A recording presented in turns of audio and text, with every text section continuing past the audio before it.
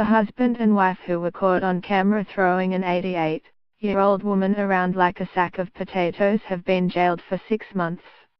Viorel Constantin, 28, was filmed poking at the elderly victim's nose and pulling her head from one side to another after being employed to care for her.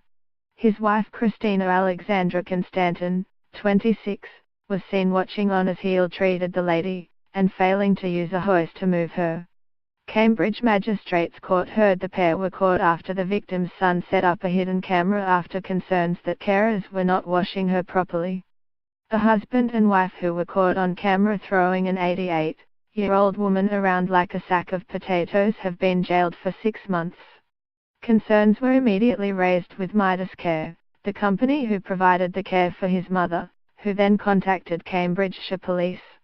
In a statement, the victim's son, who did not want to be identified, said, "I saw footage of supposed carers pulling and pushing her nose, having a laugh at her expense, saying things to her which she hears but can't respond to, throwing her from one side of the bed to the other as if, as another carer put it, she were a sack of potatoes."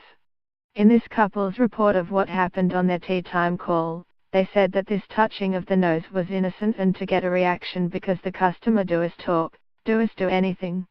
Well, so what if she does talk or do anything? She is alive and she can still hear, understand and has thoughts and emotions. I am thankful that I am here and could defend my defenseless mum against them. Viorel Constantin, 28, was filmed poking at the elderly victim's nose and pulling her head from one side to another after being employed to care for her.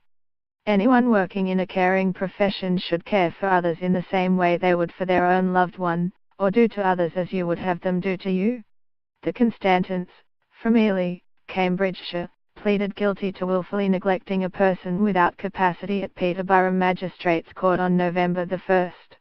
Today, they were sentenced to 6 months in prison and ordered to pay a total of £865 in fines.